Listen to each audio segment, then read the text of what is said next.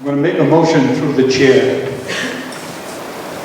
Due to almost total lack of concrete information, we and the planning board before us have asked in several different ways, several different times, for concrete information from this company, and they've either ignored our questions or evaded them or answered in a very vague manner where we've gotten no definite answers on, as far as I can tell, anything. They're looking for a special use permit in an F5 zone. There's no way that I can see that goes with our comprehensive plan and fits in with the land use of this town.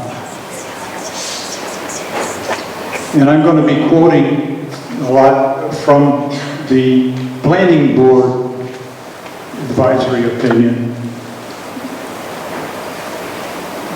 We are lacking an engineering design. As Ken was alluding to a few minutes ago, we have no plans. Nothing that we can read. The big question, and we've asked this over and over and over again, available water supply.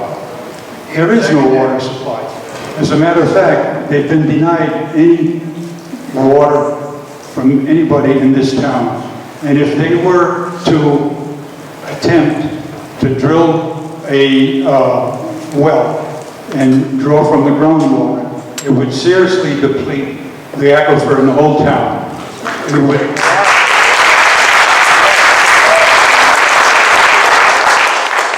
It would stop any further development. It would cripple the town from developing anything further after this. And who knows, there's no guarantee that there's enough water for them. I've heard that there's up to 1 million gallons of water per day demand at times for this plant. That's totally irresponsible to grow. And now, again tonight, they answered us very vaguely about a potential water source from somewhere else, but we have no information at all.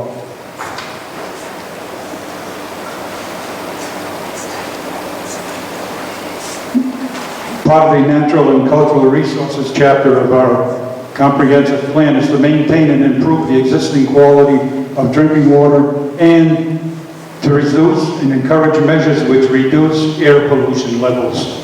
This certainly does not do that.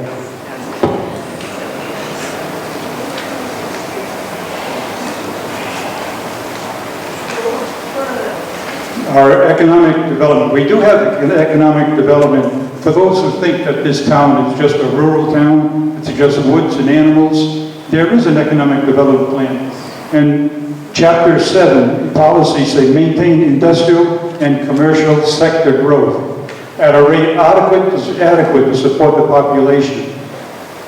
This does not do that.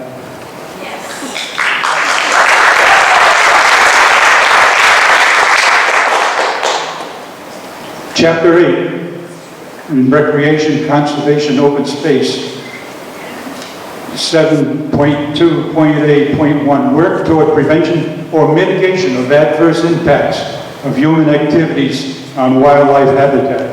As we heard tonight from the testimony from the audience, noise, no one knows how the noise is going to affect our animals, which are very important to us.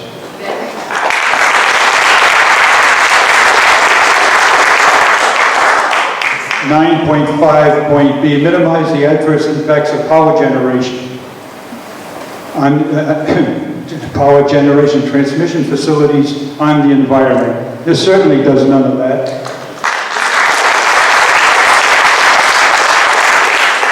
And again, the most important is the public water. The town will be facing a public water moratorium on future village growth if this is approved. It's unbelievable that we would even consider that.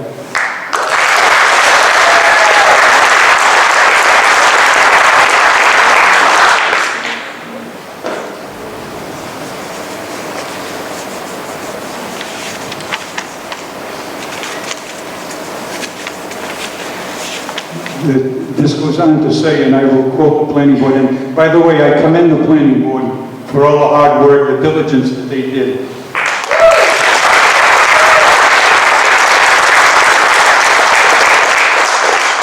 And that meant starting with and ending with our town planner, who did an exceptional job with all of this stuff.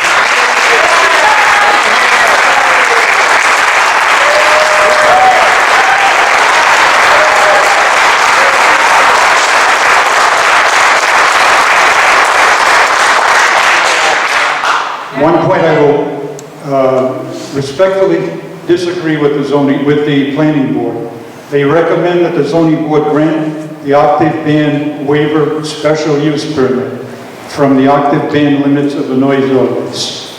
They do say that we should grant that provided all the conditions set forth in paragraph 3 are strictly complied with, which is what I mentioned earlier, that we could put a condition on this, that if they didn't meet all our conditions, then the plan would be rejected, but I feel better just not creating it in the first place.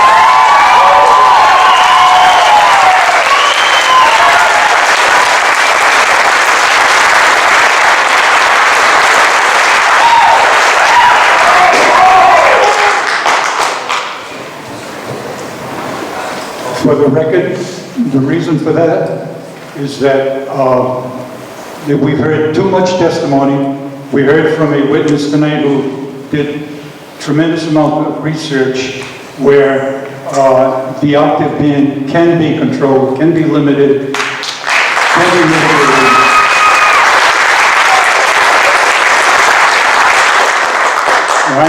I'm not sure of the source, but the person quoted several sources, and I believe to be legit, so that's the way I'm going with that.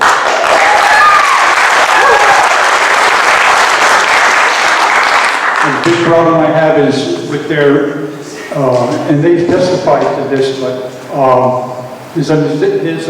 of course, there's an existing access road to Algonquin Gas now.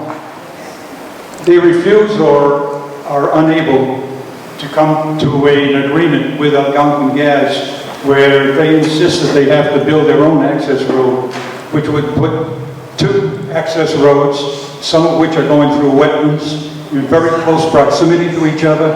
I, for the life of me, cannot find the need for that. Why they can't get together with their neighbors.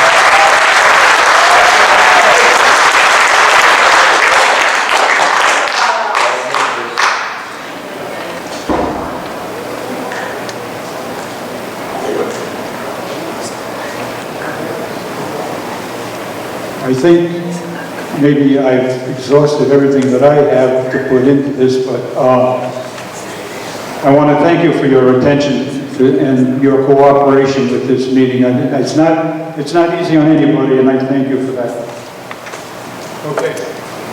That's what